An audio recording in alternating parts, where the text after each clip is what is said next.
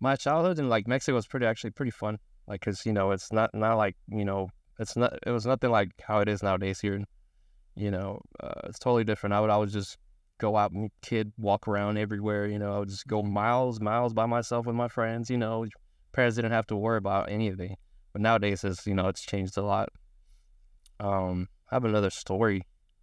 Uh, I remember one time, I think I was in high school. Yeah, I was in high school. And this is back in Presidio, where my mom lives now, actually. My sister used to live in Lajitas, which is, I think, like an hour away from Presidio. And it's this really small town. Population's like, I don't know, everybody knew each other. It's like a super small town. So it was my nephew's birthday, my sister's oldest son. And so me and my friend from high school, we ended up going to for their party or whatever. And we had planned to go back to Mexico to go party and stuff. You're young and like, man, so we'll just go to my sister's, have some fun there, and then go back to Ojinaga, which is like Mexico side of Presidio, border town. On our way back to Presidio, the road is like pitch black, nothing but canyons. There's a river right on the side. Hills, turns. The road is pretty crazy. So I was driving. My friend was on passenger seat. It was just me and him. We're cruising. I think he was kind of laying his head on the door. I guess he was taking a nap, and I was just kind of jamming out. I was driving, and I mean, this road is pretty crazy, boring, whatever. As I'm driving, I feel like this presence, and I felt like somebody was like following us, and I kind of like kept looking at my rearview mirrors. And for a minute, I saw this like bright orange light kind of following us. And you know how you go on the turns in the mountains? It kind of like it kept following us. I was like, why is it? I thought it was like a city light or something. I'm like, there's nothing out here.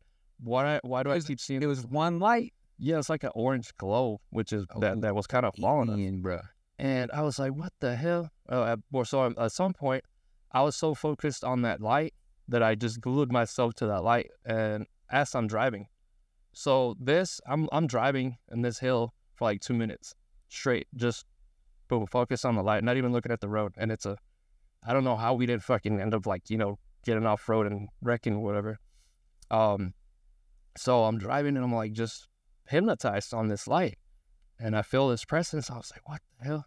And then finally, after like 2 minutes, I kind of snap out of it, like, oh shit, I'm driving.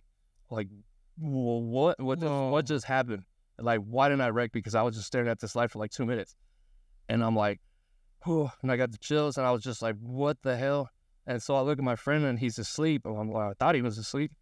And I'm like, I turned on the music, and I'm like, hey, bro. It's like, wake up. And he's like, what? And it was like, bro, it's like, this the craziest thing just happened to me, man. And he's like, well, you felt that too? And I'm like, oh. No, shut up. No, and this is his words before I told him anything. He's like, yeah, I felt someone was in the backseat with us and that you weren't here. I'm like, no, hell. No, dude. I pulled over and dude, we started, bro, we're all scared. And then we're like, because we're in the middle of nowhere. Yeah. Like, and then this shit happens. And he felt that too, man. And I'm like, bro, like, I don't know how I didn't wreck because I was hypnotized. Like, I didn't feel like I was here and somebody else kind of taking over my body or something. I don't know. And I was like, what the fuck? And bro, me and him, oh my God, just going like super slow, like 50 miles an hour until we got to his mom's house, and we told her about it. And she's like, oh, mijo, again. Like, she started praying for us. I'm like, bro, that is some scary shit. Oh my. I was like, God. No. Yeah. It's crazy because that was just Oh my gosh, man. I have